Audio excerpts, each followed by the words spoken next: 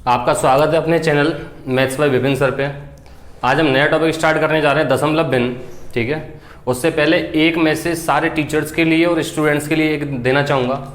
ये जो मुहिम चल रही है हमारी एसएससी और रेलवे की, इसमें सभी टीचर्स का साथ चाहिए, चाहे वो छोटा यूट्यूबर है चाहे वो बड़ा यूट्यूबर है। ठीक है, ये पर्सनल किसी टीचर की मुहिम नहीं है, पर्सनल किसी स्टूडेंट की मुहिम नहीं है। मुहिम है केवल और केवल सुधार की। एग्जाम टाइम पे हो, वैकेंसी टाइम पे आए, ज्वाइनिंग टाइम पे मिले, ये फालतू का नाटक हमें इन लोगों का हमें बर्दाश्त बिल्कुल भी नहीं करना है। ठीक है, तो ध्यान रखना, चाहे आप एफबी पर जाएं लाइव, चाहे आप रिकॉर्डेड वीडियो डालें, चाहे आपका अगर यूट्यूब अकाउंट है तो यूट्यूब से बनाएं। टीचर्स जो हैं उनसे सभी से निवेदन है मेरा, ज़्यादा से ज़्यादा वीडियोज बनाएं इसके ऊपर और ज़्यादा से ज़्यादा स्टूडेंट्स को उत्साहित करें इसके लिए। जो स्टूडेंट्स अभी न्यू कमर्स हैं, जिन्होंने 12th पास किया है या जो जैसे 12th पास करके CHSL में आएंगे, 12th पास वाला CHSL का एग्ज़ाम देगा, तो उनके लिए भी एक मैसेज यही है कि आपके साथ भी ऐसा होगा आगे के टाइम पे, अगर अभी गवर्नमेंट में कोई चेंज नहीं आया तो। और बहुत ज़बरदस्त सपोर्ट मिल रहा है स्टूडेंट्स का, लाइव वीडियोज भी मिल रही हैं, कमेंट्स भी मिल रहे हैं, सारे टीचर्स मिलकर मेहनत कर रहे हैं। हमारा पर्सनल मोटिव नहीं है, सारे टीचर्स को, सारे स्टूडेंट्स को एकजुट होना पड़ेगा। मैं तो यहाँ तक कहूँगा कि स्टूडेंट्स के जो पेरेंट्स हैं उनको भी एकजुट होना पड़ेगा। ठीक है, ज़्यादा से ज़्यादा हैशटैग वाला वो ट्विटर पे चल रहा है एसएससी वाला, उसको यूज करें, ज़्यादा से ज़्यादा करें, जितना कर सकते हो उतना, क्योंकि ये लड़ाई अब केवल और केवल पर्सनल आदमी की नहीं है। आज हमारे साथ है, कल किसी और के साथ है, परसों किसी और के साथ होगी। प्राइवेटाइजेशन जो हो रहा है, निजीकरण जो हो रहा है, उसको भी हमें रोकना है। ठीक है, अदरवाइज या फिर मोदी जी ऐसा करो 2020 में डायरेक्टली बोल दो कि कोई वैकेंसीज नहीं है, लेकिन जनता को बेवकूफ़ मत बनाओ, युवाओं को बेवकूफ़ मत बनाओ, उनके दिल में जहर मत बोलो। ठीक है, तो चलिए इस मैसेज के साथ स्टार्ट करते हैं आज का टॉपिक, डेसिमल फ्रैक्शन।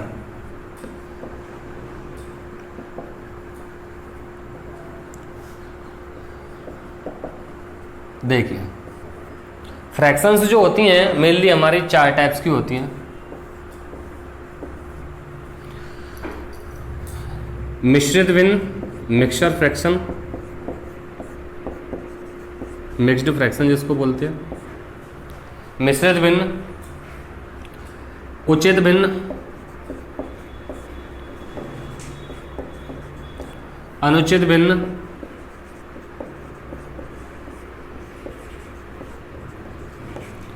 और लास्ट में दशमलव भिन्न।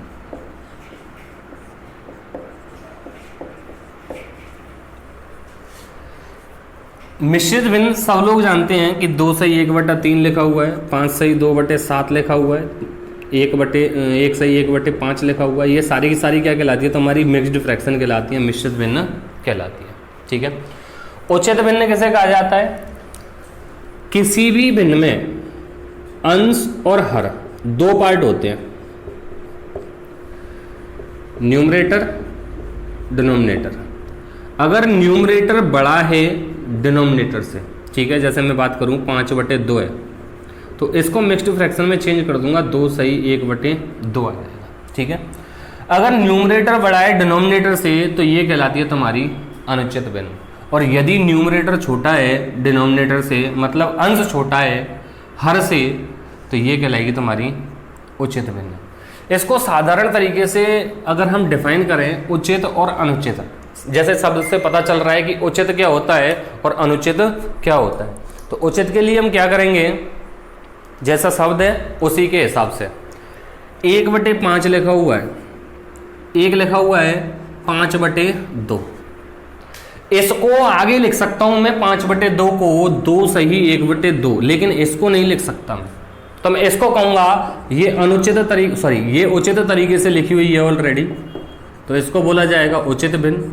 ये अनुचित तरीके से लिखी हुई थी, क्यों? क्योंकि इसको मैं आगे सॉल्व कर सकता हूं, तो इसको बोला जाएगा अनुचित भिन्न। ठीक है, अब यहाँ ध्यान देने वाली बात ये है, पूछ लिया जाता है अनुचित भिन्न जो है एक बार से ज्यादा डिवाइड होता ही होता है, कम से कम एक बार तो डिवाइड होगा ही होगा, मिक्स्ड फ्रैक्शन बन के ही आएगी। इसका मतलब इसमें जो अंश होता है वो हर से बड़ा होता है, इसमें अंश जो होता है वो हर से छोटा होता है। तो मैं कह सकता हूं अगर दोनों भिन्नों की बात करूं तो हमेशा और हमेशा अनुचित भिन्न जो होगी वो हमेशा बड़ी होगी किससे? उचित भिन्न से। क्यों? क्योंकि अनुचित भिन्न में आगे डिवाइड करते हैं, मिक्स्ड फ्रैक्शन बन के आ जाती है, जबकि उचित भिन्न में ऐसा नहीं होता है। ठीक है, तो 3 हुई हमारी। मिश्रित भिन्न सब जानते हैं। उचित भिन्न का मतलब क्या हो गया? जो आगे मिक्स्ड फ्रैक्शन में बदली नहीं जा सके वो कहलाएगी तुम्हारी उचित भिन्न। अनुचित भिन्न किसे कहेंगे? जो मिक्स्ड फ्रैक्शन में आगे हम इसको बदल सकते हैं, या फिर मिक्स्ड फ्रैक्शन में हम जिसको बदल सकते हैं कब बदली जाएगी? जब उसका अंश जो होगा वो हर से बड़ा होगा। और कब नहीं बदली जाएगी? जब अंश हर से छोटा होगा।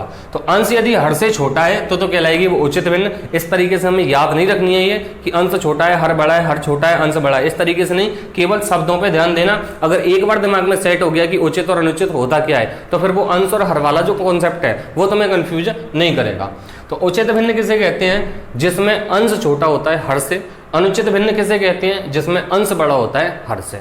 अब बची दशमलव भिन्न, डेसिमल फ्रैक्शन। जितनी भी पॉइंट वाली संख्या होती हैं वो सारी की सारी क्या कहलाती है? तुम्हारी डेसिमल फ्रैक्शन।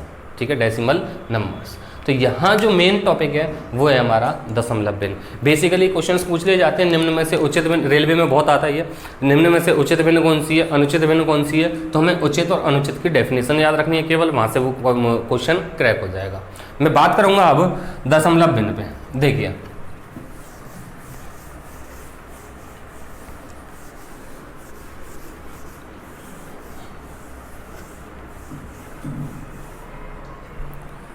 दशमलव भिन्न में जितनी भी पॉइंट वाली संख्या है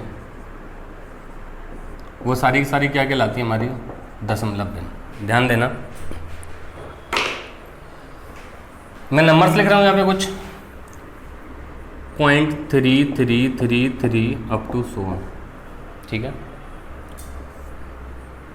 1.25 और ले लिया मैंने 3.75, इनको एक साइड ले लेते हैं, इसको एक साइड ले लेता हूँ मैं 2.6666 अप टू 100।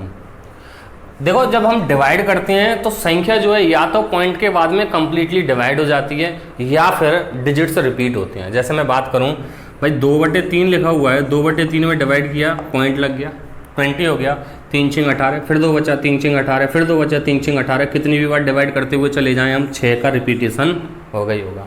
एक संख्या ले ली मैंने 7/2, 7/2 में मैंने 2 का डिवाइड करता हूं तो ये 3.5 आता है। इसका मतलब पॉइंट के बाद में कंप्लीटली डिवाइड हो गया। ठीक है, पॉइंट के बाद में ये बार बार रिपीट हो रहा है, इसको बोल दिया मैंने अशांत दशमलव। क्या बोल दिया? अशांत दशमलव। अशांत दशमलव का मतलब हो गया कि जिसमें डेसिमल जो है, दशमलव जो है वो शांत नहीं होता। शांत नहीं होने से मतलब क्या है कि पॉइंट के बाद में जो डिजिट्स हैं वो आगे रिपीट होते रहते हैं। ठीक है, और यदि पॉइंट के बाद में मैं डिवाइड कर रहा हूं और कंप्लीटली डिवाइड हो रहा है तो इसको बोल देंगे हम शांत दशमलव। क्या बोल देंगे?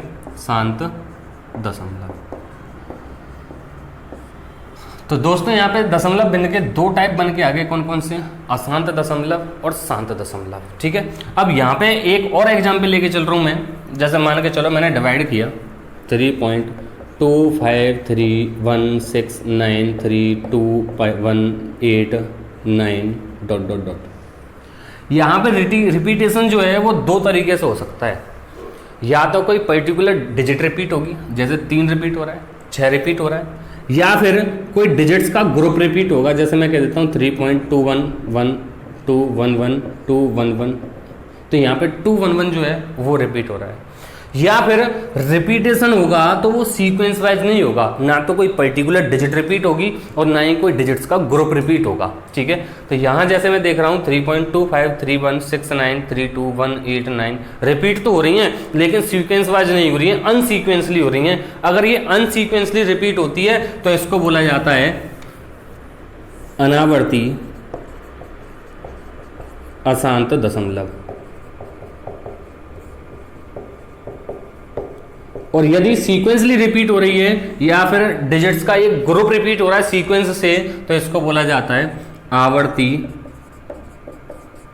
अशांत दशमलव। बात समझ में आई? तो भिन्न जो होती है अपने पास में 2 प्रकार की थी, दशमलव भिन्न, सॉरी ठीक है, आसान दशमलव और शांत दशमलव। सीधा सा आइडिया लगा सकते हैं कि अगर मैं किसी संख्या को डिवाइड कर रहा हूँ और वो पॉइंट्स में डिवाइड हो रही है, या तो कंप्लीटली डिवाइड होगी या फिर रिपीटेशन होगा। अगर कंप्लीटली डिवाइड होती है मतलब पॉइंट साइलेंट हो गया है तो उसको बोला जाएगा शांत दशमलव, और कंप्लीटली डिवाइड नहीं होती है, पॉइंट के बाद में रिपीट होते हैं, ठीक है, डिजिट्स रिपीट होती हैं, तो उसको बोला जाएगा अशांत दशमलव। अब डिजिट्स रिपीट होते हैं वो टू टाइप से हो सकते हैं, या तो सीक्वेंस वाइज या अनसीक्वेंसली। अगर सीक्वेंस वाइज होते हैं, डिजिट या डिजिट्स का एक ग्रुप रिपीट होता है, तो उसको बोला जाएगा आवर्ती अशांत दशमलव। और यदि सीक्वेंस वाइज नहीं होता है, कोई पर्टिकुलर डिजिट रिपीट नहीं हो रहा है या फिर डिजिट्स का ग्रुप रिपीट नहीं हो रहा है, तो उसको बोला जाता है अनावर्ती अशांत दशमलव। बात आई समझ में? तो ये था दोस्तों हमारा क्लासिफिकेशन ऑफ फ्रैक्शंस, ठीक है, भिन्नों का वर्गीकरण। अब बात कर रहा हूं मैं दशमलव भिन्न के क्वेश्चंस की। देखिए क्वेश्चन आते हैं, साधारण भिन्न को दशमलव भिन्न में बदलो, दशमलव भिन्न को साधारण भिन्न में बदलो। तो मैं दोनों पैटर्न तो मैं करा के चल रहा हूं, और किस तरीके से हमें सॉर्ट करने हैं वो चीज भी मैं तुम्हें बताऊंगा। देखना इधर, जैसे मैंने बोल दिया 0.33 है, 0.333 डॉट डॉट डॉट को साधारण भिन्न में बदलो। सिंपल फ्रैक्शन में चेंज करना है, ये साधारण भिन्न में बदलो। तो ये 9th में हम पढ़ के आए हैं, उस पैटर्न से करवा रहा हूं पहले, और फिर मैं तुम्हें डायरेक्टली बताऊंगा, ठीक है।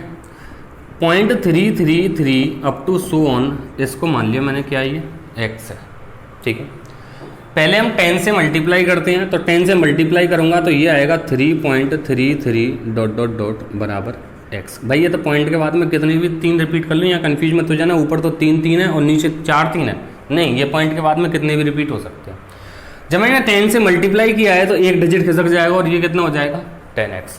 इसको नाम दे दिया हमने इक्वेशन नंबर 2, इसको नाम दे दिया हमने इक्वेशन नंबर 1, ठीक है।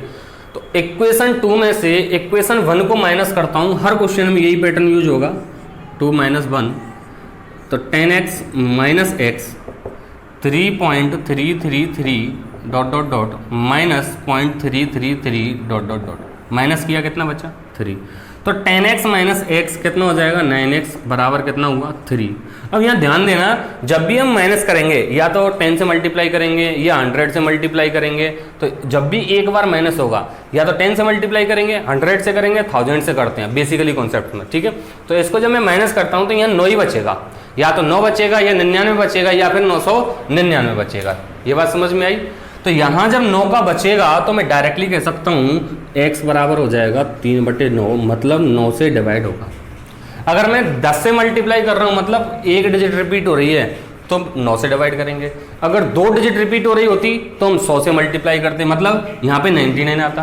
अगर 3 डिजिट रिपीट हो रही होती तो हम 1000 से मल्टीप्लाई करते और सब्ट्रैक्ट करने के बाद में फाइनली डिवाइड करते हम 999 से, ठीक है। तो ये बना अपना 1/3, और 1/3 को यदि डेसिमल में चेंज करता हूँ तो 0.333 वापस से वही कॉन्सेप्ट निकल के आ गया। मतलब इतनी जो रामायण हुई इससे हमें कोई मतलब नहीं है, हमें केवल मतलब है इस 9 से, ठीक है। तो 9 से जब मतलब है तो पैटर्न क्या बन के आएगा वो समझना, कि अगर एक डिजिट रिपीट हो रहा है तो इसको हम लिखते हैं 0.3 के ऊपर बार, 0.3 के ऊपर बार, ठीक है।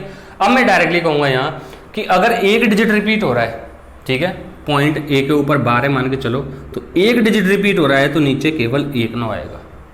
अगर 2 डिजिट रिपीट हो रहे हैं मान के चलो 0.AB के ऊपर बार, तो मैं बार हटाऊंगा नीचे उतने ही 9 आएंगे जितने के ऊपर बार था। बार से मतलब क्या, रिपीटेशन हो रहा है। रिपीटेशन से मतलब क्या था कि यहाँ पे हमने 10 का मल्टीप्लाई करना है या 100 का। 10 का मल्टीप्लाई करेंगे तो यहाँ 9 बन के आएगा, 100 का मल्टीप्लाई करते तो 99 बनता, 1000 का मल्टीप्लाई करते तो 999 बनता, ठीक है। उस तरीके से ये कॉन्सेप्ट निकल के आया अपने पास में कि जितने डिजिट्स के ऊपर रिपीट बार होगा उतने ही हमें 9 लगाने, ऊपर से बार भी खत्म हो जाएगा और पॉइंट भी खत्म हो जाएगा। जैसे मैं कह दूं तुमसे .ABC तीनों के ऊपर बार है, ठीक है, .ABC तीनों के ऊपर बार है, तो बार को हटा दूंगा मैं और नीचे आ जाएगा 999। अगर मैं कह देता हूँ .ABCD 4 अंकों के ऊपर बार है, मतलब 4 डिजिट्स का रिपीटेशन हो रहा है, डिजिट्स के ग्रुप का रिपीटेशन हो रहा है, तो यहाँ बार हट जाएगा और नीचे कितने 9 आ जाएंगे, 4 9। ये था रूल नंबर 1 जो कि मैंने बेसिक से समझा दिया। बात आई समझ में? तो रूल नंबर 1 क्या कहता है, जितने डिजिट्स के ऊपर बार होता है उस बार को हटा देते हैं और उतने ही नीचे 9 आ जाते हैं। ठीक है, अब देखिए अगला पॉइंट।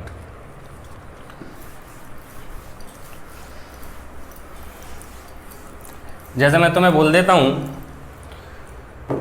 0.123 0.126 ले लो, 126 126 डॉट डॉट डॉट। तो सबसे पहली कंडीशन, जितने डिजिट्स का रिपीटेशन हो रहा है उसके ऊपर बार लगाते हैं। ठीक है, या फिर जिस डिजिट से रिपीटेशन स्टार्ट हो रहा है उसके ऊपर पॉइंट और जिस डिजिट पे रिपीटेशन एंड हो रहा है उसके ऊपर पॉइंट। इसका भी मतलब क्या है, 1 से लेकर 6 तक, मतलब 1 और बीच में जो नंबर है 2 6, इसका रिपीटेशन हो रहा है। इस तरीके से भी शो ऑफ कर देते हैं कभी। ठीक है, तो यहाँ जितने डिजिट्स के ऊपर बार है उस बार को तो हटा दिया जाता है, उतने ही 9 लगा दिए जाते हैं नीचे। ये नियम बताया। तो भैया ये हो जाएगा 2 और 1 3 और 6 9, 9 से कट जाएंगे ये 111 बार कट जाएगा। 9 एकम 9, कितने बच गए, 9 एकम 9, 3 बच गया और 9 चौक 36, 14/111 इसकी सिंपल फ्रैक्शन हो जाएगी। बात आई समझ में? ठीक है, अब मैं रूल नंबर 2 की ओर बढ़ रहा हूँ। रूल नंबर 2 क्या है वो चीज़ समझना। यहाँ तो पॉइंट के बाद में सभी के ऊपर बार था, अगर बार नहीं है, कुछ पे है कुछ पे नहीं है, जैसे मान के चलो पॉइंट ए बी, केवल बी के ऊपर बार है, तो नियम नंबर तो 1 वैसे ही रहेगा सेम कि जितने डिजिट्स के ऊपर बार है उतने तो हम 9 लगा देते हैं नीचे, ऊपर से बार खत्म हो जाता है। ठीक है, अब इसमें पॉइंट पड़ जाएगा एक, जितने डिजिट के ऊपर बार नहीं है, पॉइंट के जस्ट राइट साइड में, लेफ्ट साइड में नहीं जाना है हमें। ठीक है, जितने डिजिट्स के ऊपर बार नहीं है उतने 0 लगाए जाते हैं नीचे। क्लियर? क्यों? बेसिकली अगर हम सॉल्व करते हैं तो पहले हम 10 से मल्टीप्लाई करते हैं, फिर एक डिजिट खसकता है, फिर ये रह जाता है, फिर हम 10 से मल्टीप्लाई करते हैं। ठीक है, तो वो बेसिक्स, सारे क्वेश्चंस बेसिक्स नहीं समझाने हैं मुझे, डायरेक्टली बता रहा हूँ मैं यहाँ पे। ए बी के ऊपर बार लग रहा है, बी के ऊपर बार हटाया, जितने डिजिट के ऊपर बार होता है उतने 9 लगा देते हैं हम नीचे, जितने डिजिट के ऊपर बार नहीं है उतनी 0 लगा देते हैं। ये काम हो गया हमारा नीचे का। अब ऊपर का काम क्या रहता है कि पॉइंट के बाद में जो नंबर है पूरा क्या था, ए बी, इसमें से बिना बार वाला नंबर हम माइनस कर देते हैं, तो A B minus A upon में 90। ठीक है, और लेते हैं हम जैसे पॉइंट ए बी सी, केवल सी के ऊपर बार है तो नीचे केवल 1 9, 2 डिजिट के ऊपर बार नहीं है तो 2 0, पूरी संख्या में से बिना बार वाली संख्या माइनस कर दी जाएगी। ठीक है, अगर ये इस तरीके से होता पॉइंट ए बी सी, केवल बी सी के ऊपर बार होता तो मैं यहाँ कहूँगा अब 2 डिजिट के ऊपर बार है तो कितने 9 आएंगे नीचे, 2 9। ठीक है, कितने के ऊपर बार नहीं है, 1 के ऊपर, तो 1 0 आ जाएगी। ठीक है, अब इसमें से पूरी संख्या में से बिना बार वाली संख्या कौन सी है, ए, इसको घटा दिया जाएगा, तो ये सिंपल फ्रैक्शन बन जाएगी। इसकी एग्जाम्पल ले लेते हैं हम, देखिए जैसे 0.126। ठीक है, मैंने कह दिया 26 के ऊपर बार है, तो यहाँ मैं बार हटाऊंगा तो नीचे 99, कितने डिजिट के ऊपर बार नहीं है, केवल 1 के ऊपर, 0 आ गया। अब पूरी संख्या में से 126 में से बिना बार वाली संख्या, बिना बार वाली संख्या कौन सी है, केवल 1, इसको घटा दूंगा तो ये हो जाएगा 125 अपॉन में 9 90। आगे भी कैंसिल आउट हो जाएगा 5 से 25 बार, ये 5 से इसको काट दूंगा, 5 एकम 5, 4 बच गए, 5 9 45, 4 बच गए, अपन 8 40, तो 25/198 इसकी सिंपल फ्रैक्शन हो जाएगी। बात आई समझ में? ये कॉन्सेप्ट था हमारा डेसिमल फ्रैक्शन में, जो हमें किस तरीके से यूज करना है वो सारी चीज़ें मैंने तुम्हें अभी इसमें बता दी हैं। ठीक है, एक क्वेश्चन की और बढ़ते हैं। ठीक है, उसके बाद में PDF अगली वीडियो में तुम्हें डिस्क्रिप्शन लिंक में डाल दी जाएगी, क्वेश्चन स्टार्ट हो जाएंगे नेक्स्ट वीडियो में। यहाँ केवल मुझे थ्योरी करानी थी इसकी। देखिए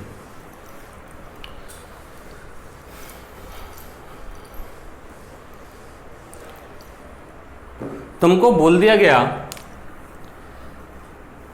पॉइंट वन के ऊपर बार, प्लस 0.2 के ऊपर बार, प्लस 0.3 के ऊपर बार, प्लस 0.4 के ऊपर बार, प्लस 0.5 के ऊपर बार। एक तो स्टूडेंट इसमें मिस्टेक ये करता है, कभी कभी डायरेक्टली भी जोड़ देता है। डायरेक्टली जोड़ने पर कभी तो आंसर आ जाता है, कभी नहीं आता, मतलब चांसेस रहते हैं मिस्टेक होने के, तो हमें डायरेक्टली क्वेश्चन तो बिल्कुल करने ही है। ठीक है, बताऊंगा कॉन्सेप्ट भी बताऊंगा लास्ट में किस तरीके से हम फिर उसको डायरेक्ट कर सकते हैं।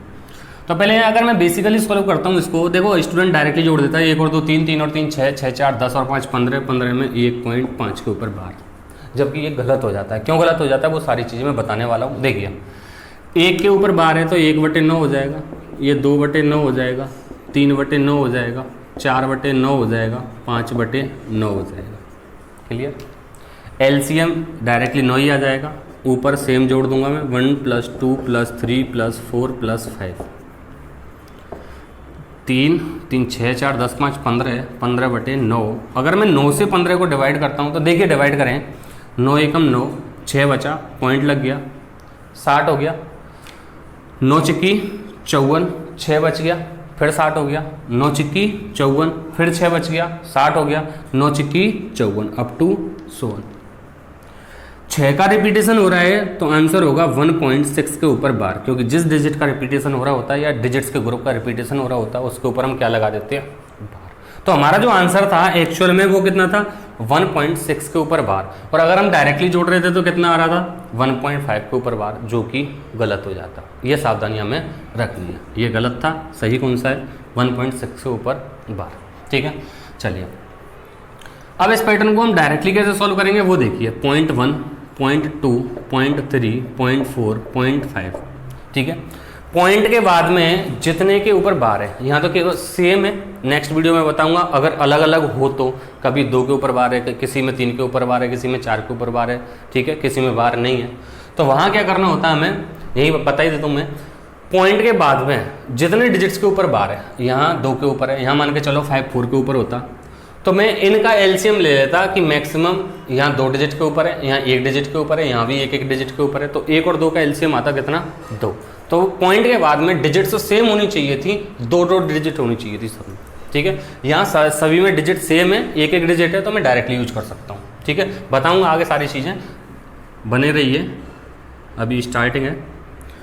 तो जितने यहाँ अगर मैं एलसीएम लेता हूँ पॉइंट के बाद में जितनी डिजिट्स हैं, कितनी है, 1 1 1 1, सब में 1 ही है, तो एलसीएम कितना आया, 1। तो मुझे केवल 1 डिजिट रिपीट करनी है यहाँ पे, तो इसको लिखूंगा मैं 1 2 3 4 5। क्लियर? और बेसिकली इसको ऐड कर दो, तो ये कितना हुआ, 15 हासिल 1 16 हो गया। ठीक है, अब जितने डिजिट बढ़ाए थे हमने, कितने डिजिट बढ़ाए थे, 1, उसको हटा दिया। कितने डिजिट छोड़ के पॉइंट लगा हुआ था, 1, वो लगा दिया। कितने के ऊपर बार था सभी में, 1 के ऊपर, वो लगा दिया। ये आंसर हो गया 1.6 के ऊपर बार। इस तरीके से हमें क्वेश्चन डायरेक्ट करने होंगे। ठीक है, तो आज की वीडियो में केवल मुझे डेसिमल फ्रैक्शन की थ्योरी करानी थी। वीडियो को ज़्यादा से ज़्यादा शेयर करना, मैं समझता हूँ बहुत अच्छे से समझाया और समझ में भी आया होगा। ठीक है, और वो एसएससी वाली मुहिम में, रेलवे वाली मुहिम में अपना योगदान जरूर दें। निवेदन है आप सभी से, सभी टीचर से, सभी स्टूडेंट से ज़्यादा सपोर्ट करें, क्योंकि जो और भी सीनियर्स हमारे जूनियर्स में सारे सपोर्ट करके चल रहे हैं, उस सपोर्ट में तुम्हारा योगदान होना बहुत ज़रूरी है, बहुत ज़रूरी है। समझ लीजिए इस चीज़ को, पर्टिकुलर किसी एक बंदे के लिए, 10 बंदों के लिए, 100 बंदों के लिए नहीं है, पूरे देश का सवाल है, पूरी युवा का सवाल है। ठीक है, थैंक यू। कमेंट, लाइक और शेयर।